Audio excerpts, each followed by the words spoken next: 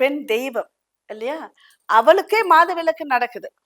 அவளுக்கு மாதவிடாய் நடந்தாலும், சாத்தி இருந்தாலும் எல்லோரும் கோயிலுக்குள்ள தான் நம்ம இருக்கோம். அப்போ இது வந்து பெண்களுடைய அசௌகரியத்தைக்காக தான் இத கொண்டு வந்தாங்களே தவிர, எனக்கு கம்ஃபர்டபுளா தான் இருக்கு. என்னால போக முடியும் அப்டின்னா, நிச்சயமா எந்த தடையும் இல்லை.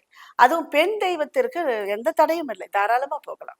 பெண்களுக்காக சில குறைபாடுகள் இருந்தாலோ, இல்ல பெண்களுக்கு இந்த விஷயங்கள் நடக்கணும். முக்கியமா அந்த குழந்தை பாக்கியம் கிடைக்கிறது, இல்லன்னா வேற ஏதாவது உடம்புல வந்து பிரச்சனை இருந்தா, நம்மளுடைய காமாட்கா கோவிலுக்கு போகும்போது என்ன மாதிரியான விஷயங்கள் நடக்கும்? இல்ல இந்த மாரி விஷயங்களுக்கு இந்த கோவிலுக்கு போகலாமா? அப்டின்னா என்ன மாதிரியான விஷயங்கள் மேம்?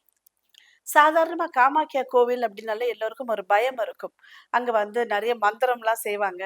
தாந்திரிக முறைப்படி எல்லாம் இருக்கும் அப்டின்னு சொல்லிட்டு, எல்லா இடத்துலயும் நம்மளுக்கு நல்லதும் இருக்கும், கெட்டதும் இருக்கும். நாம எத தேடி போறோமோ அதுதான். ஏன்னா தாந்திரிகம் அப்டின்னு அது ஒரு பெரிய தவறான ஒரு வார்த்தை இல்ல. தாந்திரிகம்ன்றது டாக்டிக்ஸ் அப்டின்னு நம்ம சொல்றோம். தந்திரம். எந்த நேரத்துல இப்ப நம்மளுக்கே ஆஃபீஸ்ல வேல பார்த்துட்டு இருக்கோம்.